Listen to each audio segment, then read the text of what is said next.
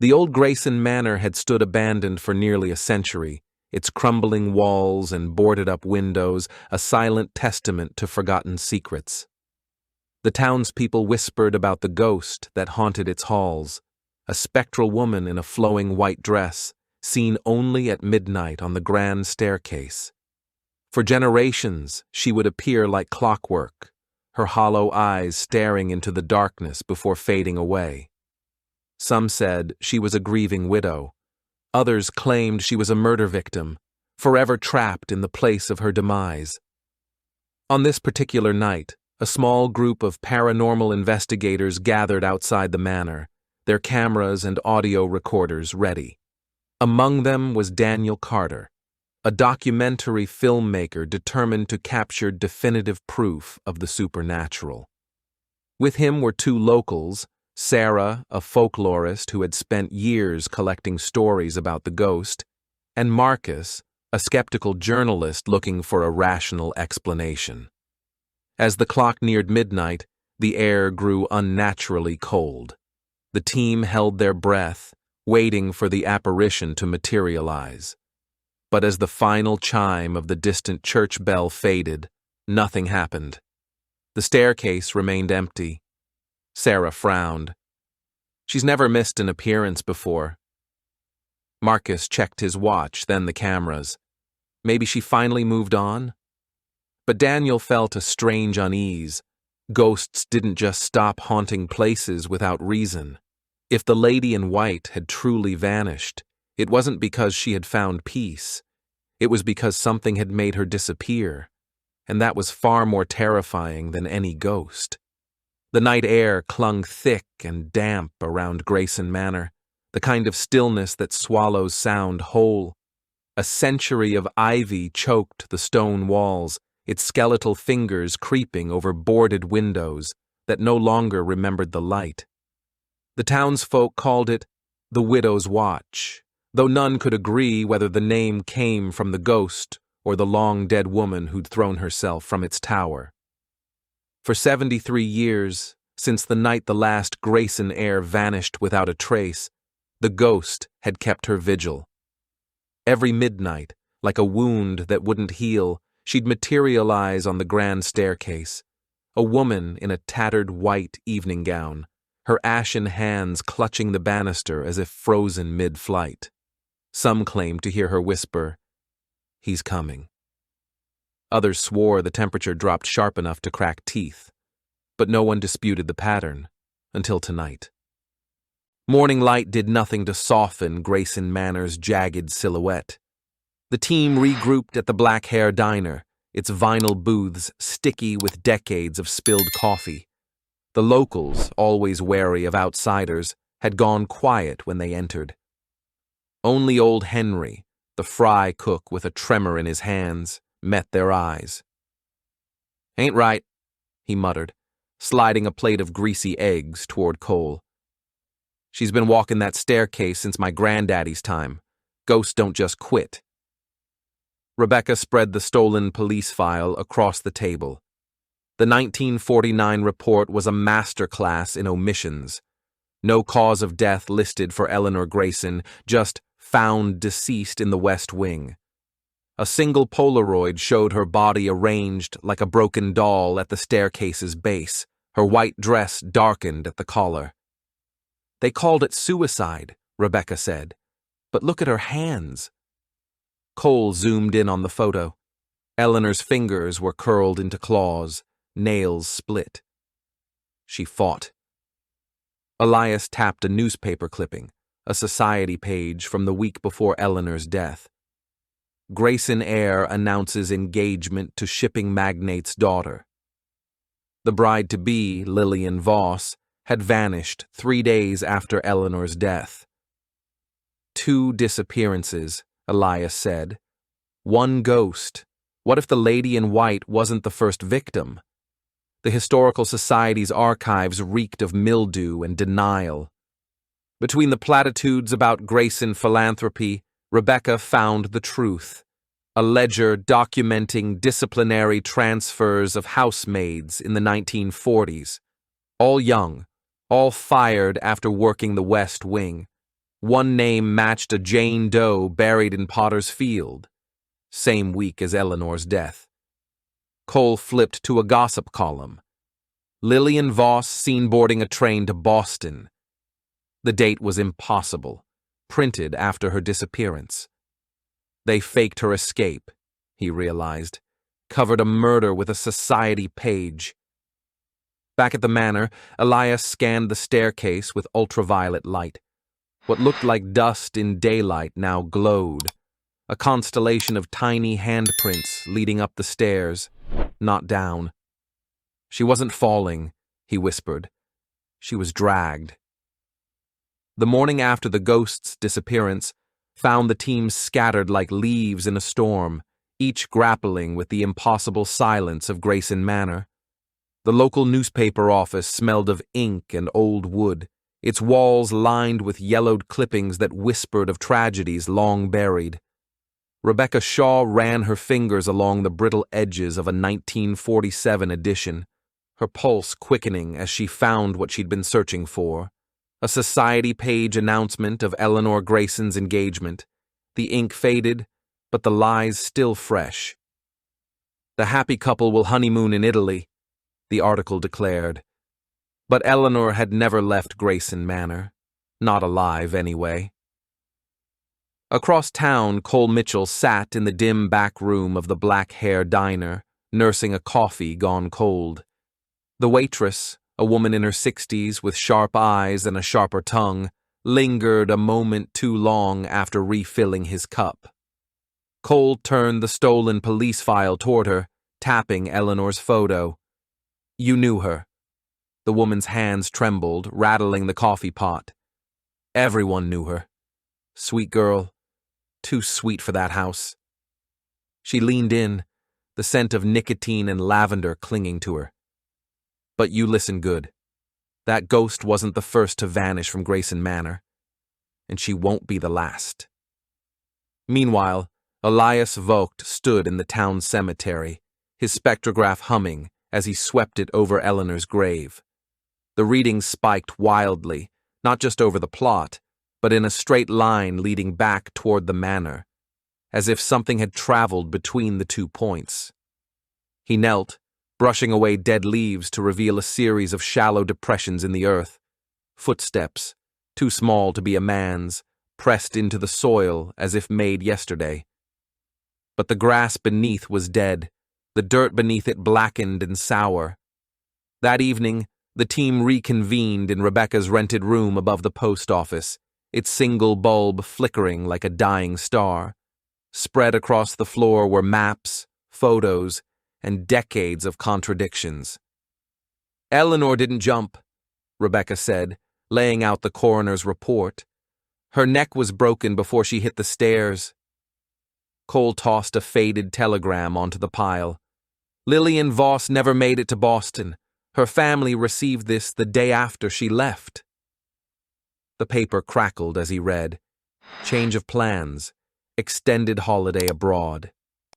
Elias adjusted his goggles, the lenses clicking as they focused. The ghost we saw, the one who vanished. She wasn't repeating Eleanor's death. She was searching for something. He held up a UV photograph of the staircase, its steps marked with glowing smudges. These aren't the marks of a fall. They're handprints. Someone was crawling, begging. The night air was electric as the team raced back to Greystone Manor, their flashlights cutting jagged paths through the oppressive darkness. The west wing, long sealed behind rusted chains and rotting boards, now stood exposed, a single window blazing with a cold blue light that seemed to pulse like a slow, steady heartbeat. Cole was the first to reach the door, his camera already raised. The chains that had once bound it lay in twisted heaps on the porch, the metal not broken, but melted, as though something impossibly hot had seared through them.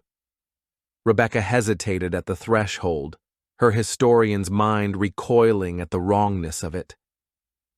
This wing was condemned after Eleanor's death, she whispered. No one's been inside for over 70 years. Elias adjusted his spectrograph, the needles inside spinning wildly. "And yet," he murmured, "something is breathing in there." They stepped inside. The air was thick with the scent of old roses and something darker. Copper, maybe, or wet earth. The walls were papered in peeling floral patterns, the floorboards groaning underfoot like the bones of something long buried. And then they saw her. The lady in white stood at the end of the hallway, her back to them, her figure flickering like a candle caught in a draft. But something was different this time. Her gown was no longer the pristine white of legend. It was stained, the fabric torn and darkened at the hem, as though she had been running through mud or blood. Rebecca took a step forward. "Eleanor?" The ghost turned. Her face was no longer the mournful mask of the stories. Her eyes were wide, her mouth open in a silent scream. She raised a trembling hand, not in greeting, but in warning. Behind her, the shadows moved, stretching like liquid across the walls, converging into something tall, something hungry. Then the ghost did something she had never done before. She spoke. "He's coming," she whispered, her voice like the rustle of dead leaves. And then she was gone.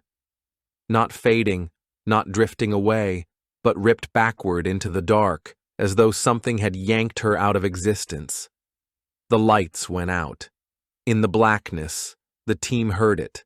The creak of a footstep, the slow, deliberate drag of something moving toward them. Cole's camera flashed, a single burst of light that seared the image into their minds. The hallway was empty, but on the wall where the ghost had stood, fresh words were scrawled in something wet and glistening. "She was never the one you should have been afraid of." And then the house began to laugh. The laughter that slithered through the walls of Greystone Manor was not human. It was the sound of old wood groaning under the weight of secrets, of rusted nails scraping against bone, of something ancient and cruel that had been waiting far too long to be heard. The team stumbled back into the foyer, their breaths ragged, their flashlights swinging wildly across the peeling wallpaper. The house was awake now, and it remembered them. Rebecca pressed her back against the grand staircase, her fingers brushing against something wet on the banister. She pulled her hand away, the tips of her fingers glistening red in the dim light. Not paint, not rust, blood, fresh enough to smear. Cole's camera had captured more than they realized. In the split-second flash, the lens had caught what their eyes could not see. A figure standing at the top of the stairs, its silhouette warped and elongated, its head tilted at an impossible angle. It wasn't the lady in white. It was something wearing her shape, its edges blurred like ink in water. Elias's spectrograph whirred to life, its needles trembling as it pointed toward the west wing. "There's a room," he said, his voice tight. "Something's buried there. Not a body, worse." They followed the machine's pull, their footsteps echoing through the hollow halls. The door to the west wing study was ajar, the wood splintered as though something had forced its way out from the inside. The air here was thick with the scent of damp earth and rotting roses. Inside, the walls were lined with ledgers, account books from the Greystone family's shipping empire. But these were no ordinary records. Page after page detailed payments, disappearances, names crossed out in black ink. Rebecca's hands shook as she traced a familiar entry. Eleanor Greystone. Disposal, 1947. Below it, another name. Lillian Voss. Acquisition. Cole pried open a floorboard near the desk. Beneath it lay a small, rusted box. Inside was a locket, the kind a bride might wear on her wedding day. When Rebecca clicked it open, a single curl of golden hair lay coiled inside. Lillian's. Elias's spectrograph suddenly screamed, its needles snapping off the scale. The walls around them breathed, the plaster cracking like old skin. From the fissures seeped a thick black liquid that stank of spoiled milk and copper. It pooled on the floor, forming words before their eyes. She was his first. You are his last. And then the house moved. The door slammed shut, the windows sealed themselves, and from the shadows of the study's corner, a figure stepped forward. Not a ghost, not a memory, but a man. His suit was cut in the style of the 1940s, his hair slicked back, his smile too wide, too sharp. "Welcome," said Richard Grayson, his voice like silk over a razor's edge. "I've been waiting for you." Behind him, the walls peeled away, revealing not plaster and wood but bones. Dozens of them, all young, all female, all carefully preserved. The lady in white had never been the ghost. She had been the bait, and now the real haunting could begin. The air in Grayson Manor turned to ice as Richard Grayson stepped forward, his polished shoes clicking against the blood-smeared floorboards. His face was a grotesque mockery of life, skin too smooth, eyes too dark, lips stretched into a smile that showed too many teeth. He wasn't a ghost, he was something far worse. A man who had cheated death by feeding it others. "You've been so very curious," he murmured, tilting his head as if studying insects pinned to a board. "But the dead don't tell stories, do they? Not unless I allow it." Behind him, the bones embedded in the walls began to rattle, whispering in unison, a chorus of voices stolen over decades. The lady in white flickered into existence beside Rebecca, her form fractured, her mouth sewn shut with spectral thread. She wasn't haunting the house. She was trapped in it, a prisoner in the walls, just like the others. Cole raised his camera, but Richard moved faster, a blur of old-world elegance and rotting intent. He seized Cole's wrist, his grip like iron, his breath smelling of turned earth. "No more pictures, Mr. Mitchell, only truths." Then the house shuddered. The floor split open, revealing a pit of writhing shadows. From it surged the lost girls, Lillian, Eleanor, the maids whose names had been erased, their skeletal hands grasping, their hollow eyes burning with fury. They didn't attack the team. They went for him. Richard Grayson's scream was a sound that belonged to no living thing. The ghosts dragged him into the dark, their fingers carving into his flesh like knives through smoke. His body dissolved, not into blood, but into ink, thick, black, and hissing as it pooled across the floor. The walls began to bleed. The manor groaned like a dying beast. Elias grabbed Rebecca's arm. "It's collapsing. With him gone, the house has no anchor." They fled as the hallway behind them caved in, the portraits of the Grayson family igniting in spectral flames. The lady in white stood at the top of the stairs, her stitches gone, her face finally at peace. She nodded once, not a goodbye but a thank you, before the ceiling swallowed her whole. The team burst onto the lawn just as Grayson Manor imploded, its walls folding inward like a rotten heart. The ground trembled, then stilled. Dawn broke over the ruins. In the silence, Rebecca realized she still clutched Lillian's locket. She opened it. The golden curl was gone, and so, at last, were the dead.